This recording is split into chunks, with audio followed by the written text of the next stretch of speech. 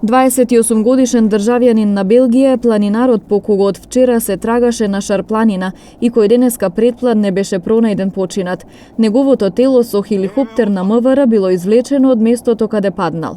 Вториот планинар, 24-годишник од Куманово, кој го пријавил настанот, е спасен и има лесни повреди. Во спасувачката акција повреден е и припадник на единицата за брзо распоредување при МВР, а со лесна повреда се здобил и началникот на СВР Тетово. Првото лице кое што се повредило, поради тоа што се наоѓало погоре на исклучително стрмно место, била донесена одлука истото да се извлече неколку часа подоцна откако ќе се раздени со помош на хеликоптер. Припадниците на ЕБАРА успеале да го пресретнат надир некаде над бачилото, горна лешница, и тие помогнале на надир и на повреденото лице, на повредениот старешина, да отидат до возилата кои што биле веднаш до бачилото, каде што чекале два доктори, потоа полицаецот е однесен до најблиската медицинска установа, во свесна состојба и во состојба да може да комуницира.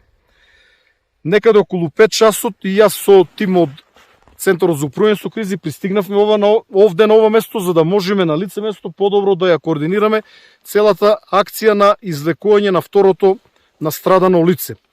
Но поради маглата во Скопје хеликоптерите не можеа да полетат на првото разденување, мораа да почекат најпрво да се крене маглата да може да полетат.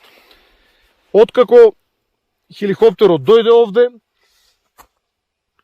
имаше проблем како да го лоцираме лицето, повторно помогна алпинистот Херој Надир и повреденото лице беше лоцирано, хеликоптерот слета во негова близина, специјалците од ЕБАРА го качија лицето во хеликоптер, лицето не давало знаци на живот, но истото однесено во Тетово, каде што го пречекала екипа на итната медицинска помош, која што за жал констатирала смрт. 24-годишниот кумановец вчера во 17 часот и 30 минути преку ЦУК Тетово во СВР Тетово пријавил дека движејќи се со уште едно лице, негов пријател, кон Тито врв, околу половина километар пред да се искачат. Другото лице паднало од карпа во бездна и се повредило, но дека поради непристапниот терен и маглата не можел да види за какви повреди станува збор и практично да му помогне. Во спасувачката акција учествувале екипи на МВР, ЦУК, СВР Тетово, тетовските пожарникари и други лица, со специјални теренски возила и хеликоптер. Потрагата се одвивала во тешки услови и на ниски температури.